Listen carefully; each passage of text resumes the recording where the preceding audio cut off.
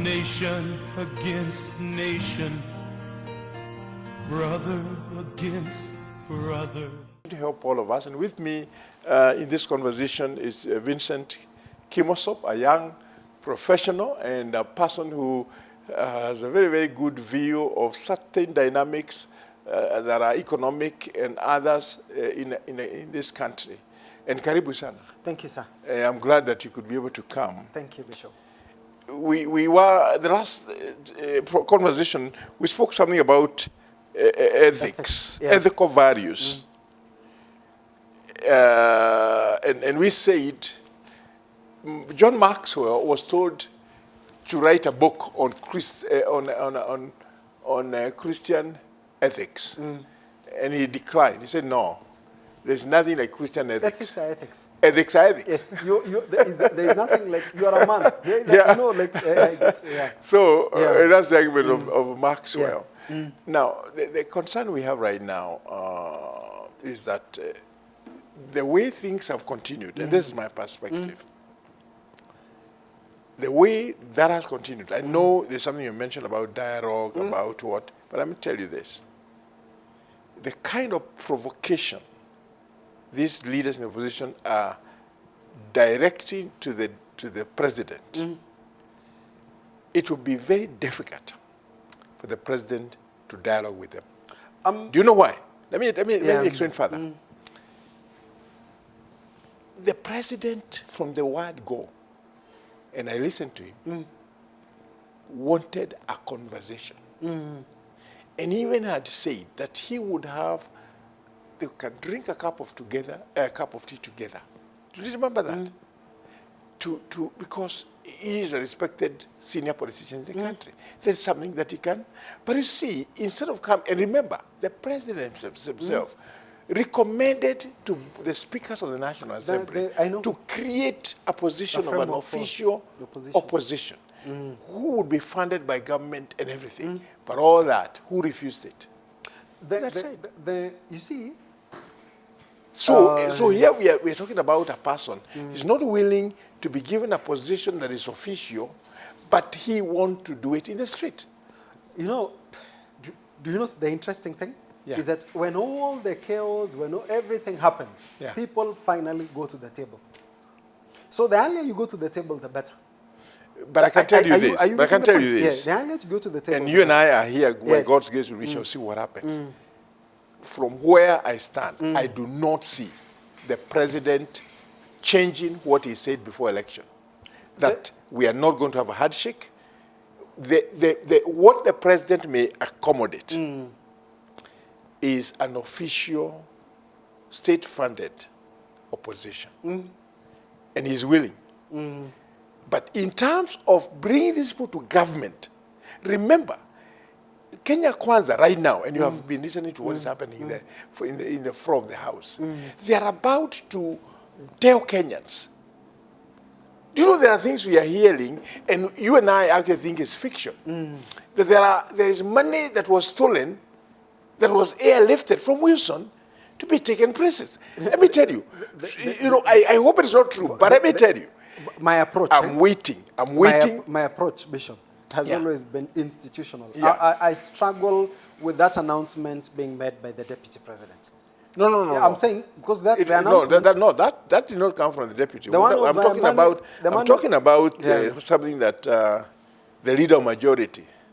Oh yes. Oh, you're has referring said. to that. I'm referring to that. That's okay.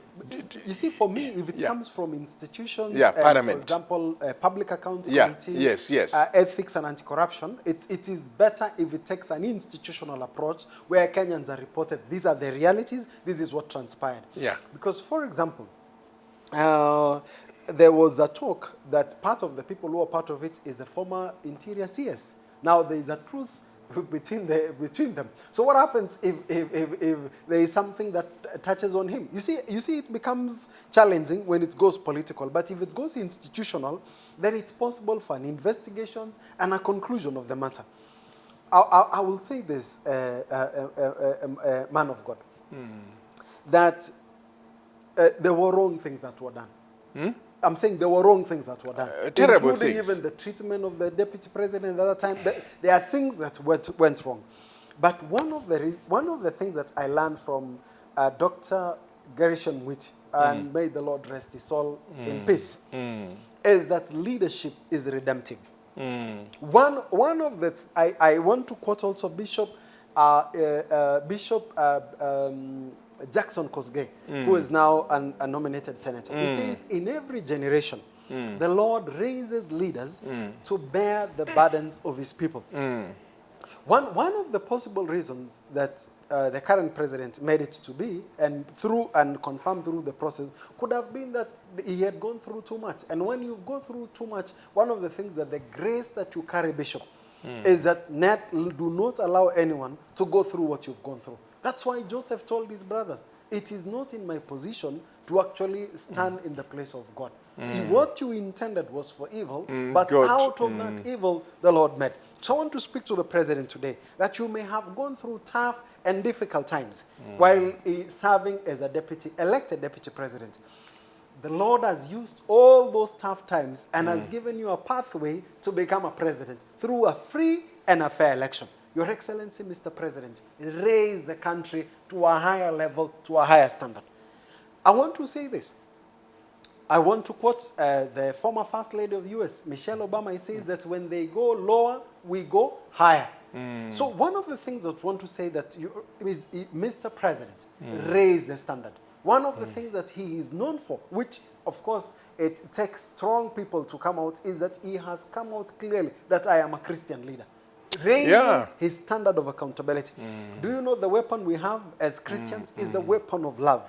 That we have the ministry of reconciliation as one of our mandates as Christians. We have the responsibility of bringing people together. So one of the things that I would want to say is that I would want to say, see beyond the protest, Mr. President. See beyond the push and the provocation and rise up to places people like Abraham Lincoln did. Do you know Abraham Lincoln? In his cabinet, he even had people who wanted to run against him. Imagine appointing somebody who wants to run against you in your government. So get all the brains, rise above the situation, talk less. In fact, I would want to say communicate more to people, connect with people, public engagement, tell people your side of the story. And I would also want to appeal to our media. I'm happy we are speaking on a media platform. Is that our media houses have to move to the patriotic front, where you know America has over 280 something years of democracy. But you know, when you watch their media houses, they have a responsibility that we have a responsibility of building a country. You know, I at times look at the headlines, the way they shout. I know. The pathway, you cannot. You know, how do you stop a fire? You don't add petrol to it. No. You actually bring water to the table. So I want to appeal to our media to be more patriotic, to be more responsible in their reporting. I also want to speak to our church leaders, particularly, and our spiritual leaders, that this is where Nathans are required, where they will speak the truth firmly with authority, but in love and with respect. Do you know, at this point, I would want to thank God for the platforms He's given us in the media to be able to speak to the land. Yeah, I've heard you several. Do you know one of the things that our national anthem says? It says, "O God of all creation." Can you imagine that? The call to the God of all creation. Bless this, our land and nation. And that justice be our shield. And if there are things that have gone wrong, you know, it takes men and women to come together to address these things. And do you know, the conclusion is that, and plenty be found within our borders. And when there is plenty within our borders, what happens? I saw a woman speaking in Kisumu in the market, and she says in 2017, she lost the husband. It has not been easy as a trader, raising and bringing up a family. Her message was directly to the president. How I wish she not only spoke to the president, but also spoke to all the leaders in the spectrum. Because at times when we make appeals that seem to be sectional, it has a challenge. But may the Lord give the president wisdom to transition the country through this period. Because I have been talking to people, there are people who are still hurting. There are people who are yet to come out of the election. They had invested too much, believing that they were going to win. That is the part and parcel of the journey. That's why we talk about magnanimity for those who have won, and also responsibility and grace from those who have been defeated. So I speak to the former premier that even it is important to raise issues, it is important to speak and point people to people, but even the tools and the approach matter in the process. So maybe it is important to reflect on the tools, because the truth, we have high cost of living. And even if Dr. Njuguna, Geoffrey became president, let me tell you, this economy would not have recovered in 6 months. It's good to appreciate those realities. It's good. You see, there's something I want us to review again Yes. from the readings and the writings of John Maxwell. John Maxwell. Yeah. He's written a book, The Influence Formula. And in one of the statements he has made, Yeah. be the kind of person others want to follow. Yes. In a survey of Opinion Research Corporation for Agron Finance, American workers were asked to select the one trait that was most important to them in a leader. Do you know what ranked number one Yeah. is leading by example? Yeah. Can you imagine that? Leading by example. Joe Biden, when Yeah. he was campaigning, saying, we will not only lead by example, but also by the power of our example. So 26% Yes. said leading by example. Then the second that followed was strong ethics or morals, 19%. Yeah. Then knowledge of business, 17%, fairness, 14%, overall intelligence and competence, 13%, recognition of employees, It was done at recognition the- of employees, 10%. Yeah. This was a research, a survey of Opinion Research Corporation. Now, what I'm talking about here is the issue of example. And that's what I'm saying, the administrator, the one who wants a provincial administration person, told me he's feeling so disgusted because what are you showing the youth? Yeah. That you can just open your mouth and speak so recklessly and carelessly to a city. Well, don't you even respect the institution? Forget about the person. The institution. That's why, even during the former president, and knowing there were so many things that we were so uncomfortable with, I still kept saying, this is the president. You know, because I told you, remember this, I've told Yeah. you this.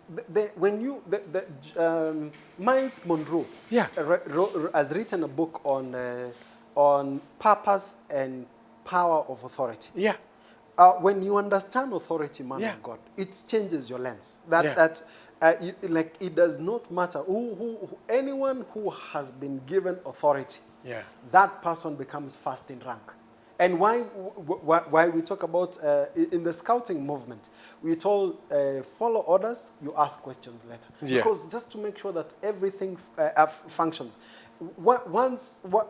This does not mean we do not call those in authority to account. But even the way we go about it matters so much. So I would really appeal to our country, speak to our leaders, and even appeal to church. We need to revisit and restore the culture of honor. The culture of honor, yeah. The culture Yeah, of that's honor. what we need. And that's why even when we speak here, man of God, even as we speak to the leader of opposition, as we speak to Kalonzo Musyoka, Martha Karua, we do it with a lot of respect and honor.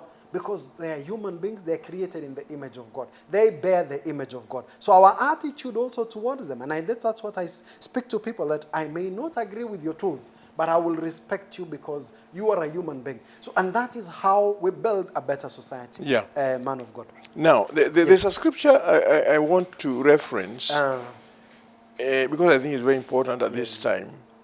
And this is in Romans chapter number 13. Yeah. In the book of Romans chapter 13, this is very, very, very critical issues touching on the position of somebody who is in authority. And whether, you see, we are not a banana republic. We are a country of the rule of law, from where I stand. Yeah. And actually, the rule of law is so important because even the reason we have a government is because of that rule of law. Yeah. Remember, there were people who were telling the president he should not go to Kasarani to hand over power to the new president. But he ignored them. He said, listen, I must do what is my duty to do. And he did it. It says in the book of Romans 13, Yes, sir. let every soul, every soul be subject unto the higher powers. Yeah. For there's no power that is not instituted but by God. but of God. And the possessor that is that has the power is actually is actually ordained. The one It's used in one decision Yeah. is ordained of God or Yeah. instituted by God. So let me tell you this. For somebody to think that they can start calling the shots as if they were the president, that's, I don't know whether you can even call that wishful thinking. Or whether you call it, and that's why that word, disillusionment. I think, do you think some things may even look like hallucination? Because listen, I'll tell you this, Bishop. yes, I hear you. I hear where you're coming but from. you understand. You see, for do. me, you know why? Because many hear- people sometimes think that some things I speak are hard. Yes. But I think it's because of being a student of leadership. But you see, And Bishop, not, because a leader yes, understands the weight of the that responsibility. they what carry. you say, Yes. there's no use to saying something that you can't enforce. Yeah. Do you understand? But you see, Bishop, you also have to appreciate the context under which it's not easy to do opposition politics in this country. If you want to check, look, you notice that even the other opposition leaders like Alonso, Martha Karua, Wetangula, they don't do a meeting of their own until the former prime minister is around, because he has been here longer. So at times it's the people who are outside who are shouting. It is cold outside here because the people appreciate government, the opportunities, the privileges. So I understand where they're coming from, but I also call upon them to reflect more about the tools that they're utilizing and the impact. Because I will tell you this, in the event things go south in this country, Yeah. everybody is going to be affected. In the work that I do, I have visited a refugee camp in Dadaab. Let me tell you this. Let me calm you down. Let me calm you down. Let me calm you down. Yes. Nothing will go south. No, you see. Take it from me. Let me tell you. Okay, You know why I'm saying that? Amen to that. Yeah. But since we are, Yeah. one of the reasons why we were sent to school Yeah. is that we may be people who are able to actually look at things, simulate all the options. The good book talks about the sons of Isaac who understand the times, who are able to speak and say, this is what needs to be done. So we simulate, we look at all tools, we look at all options. Now, I was saying that, have you noticed when you go to a refugee camp, or even when you look at refugees in this country, very few refugees live in slums, because those are people who made it to cross the border and with their resources. So even as we fire on, as we are excited about things in such period, it's good to be circumspect. Circumspective. I think the Proverbs, Ephesians 4:5 that says, be circumspective.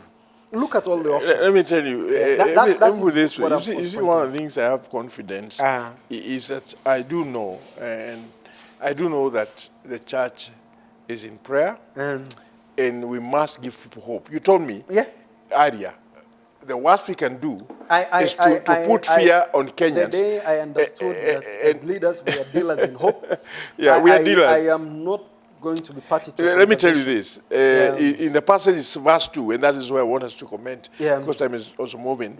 It says, we have said about let every soul, meaning everybody. It is a cross. It's a cross. It's like even, let everybody. Yes, and then verse 2 says, whoever therefore resisteth the power,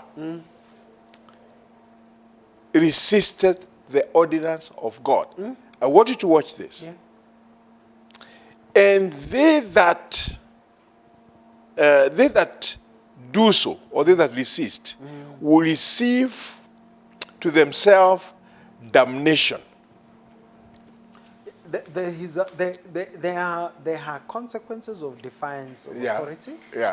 And you cannot be an authority if you cannot be under authority. This is it. Do you know what? Let me tell you. If I join Deliverance Church as a member tomorrow, I can tell you I can tell you I have high chances to be in leadership. You know why? Because I have demonstrated that I can be under your leadership.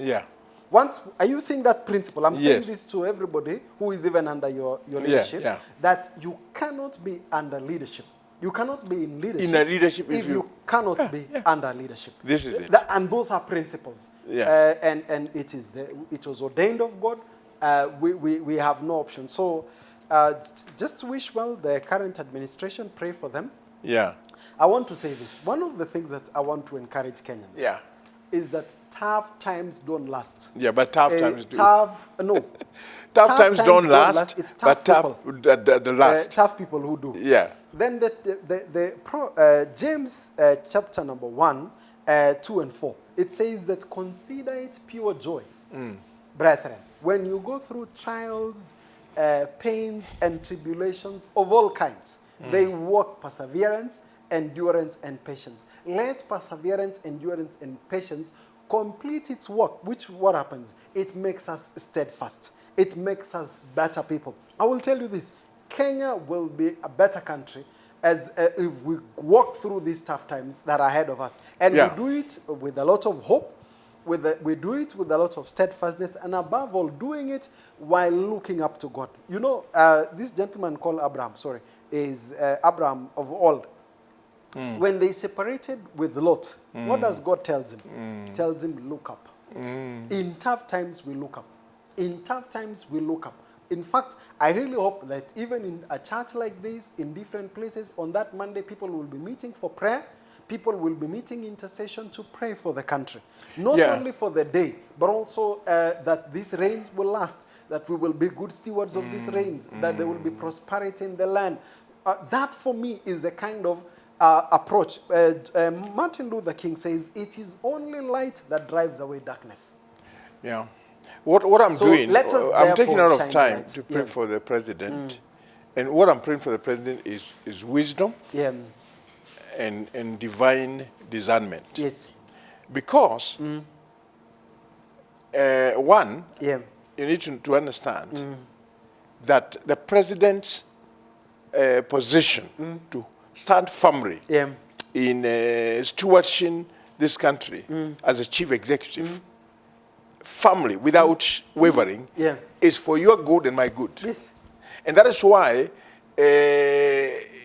when you see him standing firm, I had him, I know he was speaking, there's a place I think I was speaking, and I saw as if he's starting to get a bit irritated with what is happening. Yeah, when he was speaking in State House, you could see. And all the State House, where was he where he was saying, listen, I'm asking the opposition leader to come, meet the police commandant in Nairobi, whatever, they plan well. Because they must not inconvenience the ordinary Kenyans who wants to go about his business. They do, because everybody has to, and actually Monday is a working day, so he doesn't want any disruption. And remember they said from the very beginning, the reason why these people are doing this protest is to sabotage the economy. So because you see, let me tell you, whenever there is protest, people will close their shops until that.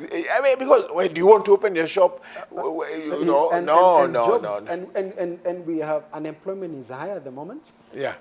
And particularly really affecting young people. Yeah. Those are the people who, for me, I feel for them. Yeah. In the next few minutes, there's something you are telling me about a gentleman I respect a lot. Yeah. We have hosted him at the Global Leadership Summit. PLO Lumumba. What is Lumumba saying about all this? Yes, he has, first of all, I commend him. He's written a letter to the president, together with the former prime minister. Yes. He's pointed out clearly that, hey, this is the time for leadership. Yeah. He was hosted by Jeff Koinange on JKL, and he spoke. And he said with his colleague, the other gentleman? It was only him. It was only him. Okay. And he spoke very, very passionately. Candidly, yes. He was concerned. You can see a concerned Kenyan. Yeah. And he was pointing out that he was concerned that if the developments that happened in Kisumu had to go by, then he does not see a peaceful protest. So that is the situation we are dealing with. And I would want to say that this is the time for people like him to speak out.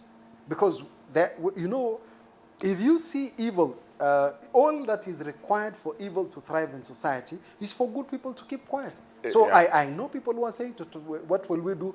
Speak out. And we speak need hope. to hear. We need to hear. I think I had some businessmen Yes. who is speaking in Nairobi, Um, saying that they don't want their businesses interrupted. Yeah, And because they these said, people have invested, they have paying rents, yeah, costs, and of course with the elections, you're beginning to get to the recovery path. Yeah. So we thank God for concluding the elections peacefully.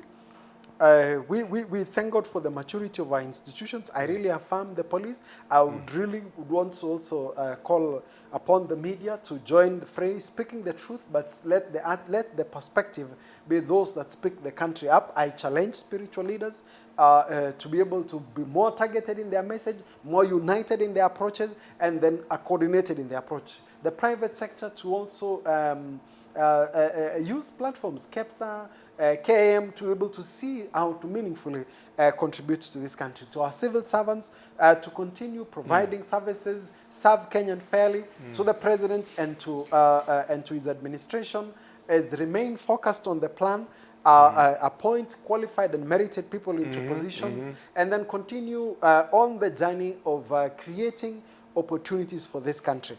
I think also on the part of the opposition is that the opposition plays an important role to this country, but now check the tools. Which tools can be deployed to effectively deliver on that assignment and responsibility? Because we have no other home. We have no any other country. This is our home. And when Kenya prospers, we will prosper. Yeah. I want to encourage the president that borrowing, after reading the journey of of Abraham Lincoln, is that at times compromise does not mean weakness. If there are areas that compromises are need to be done, let them be done. If there are places that he needs to reach out, let him reach out. And we wish him well because this is our country and this is our president. Yeah, as we wrap up, and we are wrapping up, is to say we have a president in this country, His Excellency Dr. William Samuel Ruto, and please, we don't have another president. We have one president who was voted and declared, and I still can close my eyes and picture Uhuru Kenyatta, the former president, His Excellency, handing over that ceremonial sword.